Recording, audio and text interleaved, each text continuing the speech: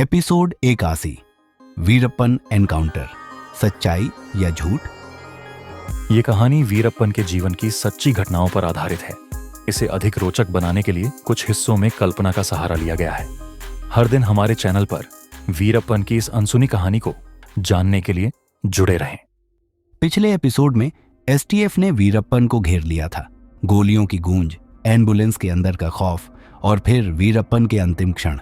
लेकिन अब असली सवाल यह था, क्या सच में सब कुछ वैसा हुआ जैसा एसटीएफ ने बताया? वीरप्पन का शव, पहला रहस्य। सुबह का वक्त था।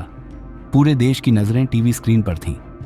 हर चैनल पर बस एक ही चर्चा, वीरप्पन मारा गया। लेकिन जैसे ही उसकी पहली तस्वीरें सामने आईं, शक और गहरा गया। उसके चेहरे पर ज्यादा चोट के निशान नहीं थे। उसके शरीर से ज्यादा खून नहीं बहा था। गोलियों के घाव संदिग्ध लग रहे थे।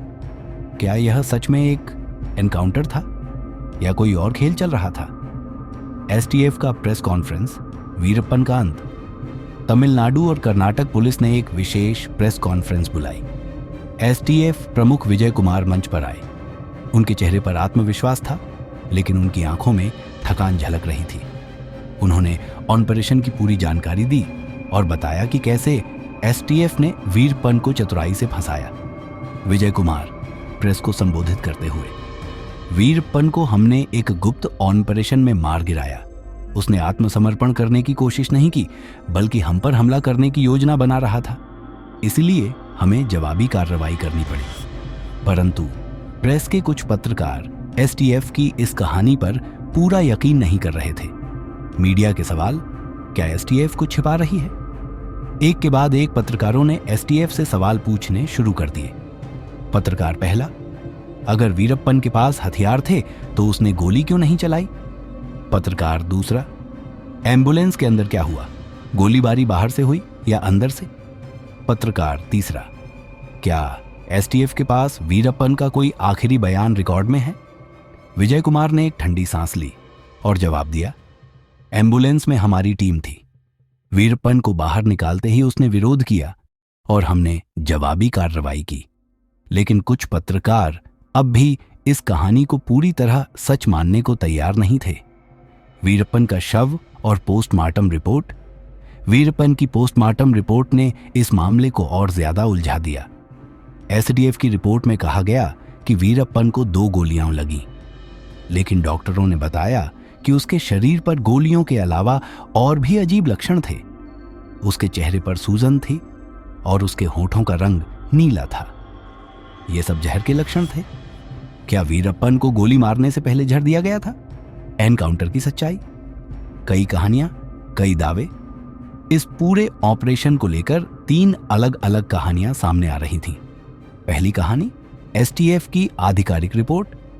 एसटीएफ के अनुसार वीरप्पन सरेंडर करने के लिए तैयार नहीं था और उसने भागने की कोशिश की। तभी एसटीएफ ने उसे घेर लिया और उस पर गोलियां चला दी। वीरप्पन की मौके पर ही मौत हो गई। दूसरी कहानी, मीडिया और जनता के शक। वीरप्पन हथियार के बिना था, फिर उसने हमला कैसे किया? पोस्टमार्टम रिपोर्ट में जहर के लक्षण क्यों थे? शरीर पर ज्यादा गोलियों के निशान क्यों नहीं थे? तीसरी कहानी, कुछ अफसरों का दावा। एसटीएफ ने वीरप्पन को पहले ही पकड़ लिया था। उसे गुप्त रूप से जहर दिया गया, जिससे उसकी मौत हो गई। बाद में एनकाउंटर का नाटक किया गया ताकि जनता और मीडिया को यकीन दिलाया जा सके। अब सबसे बड़ा सवाल यह था, वीरप्पन की असली मौत कैसे हुई? अगले एपिसोड में वीरप्पन को सच में कैसे मारा गया? क्या एसटीएफ ने उसे पहले ही जहर दे दिया था? क्या ये एनकाउंटर असली था या सिर्फ एक ड्रामा? एसटीएफ ने एनकाउंटर का पूरा सीन कैसे सेट किया? अगले एपिसोड में वीरप्पन को सच में कैसे मारा गया? एसटीएफ ने कौन कौन से सबूत सेट किए और असली ऑपरेशन का पर्दाफाश जानिए अगले एपिसोड में। हमारे चैनल से जुड़े रहें और वीरप्पन की पूरी कहानी जानने के लिए हर दिन हमारे अगले एपिसोड का इंतजार करें। अगर आपको यह एपिसोड पसंद आया हो तो लाइक और सब्सक्राइब करना न भूलें।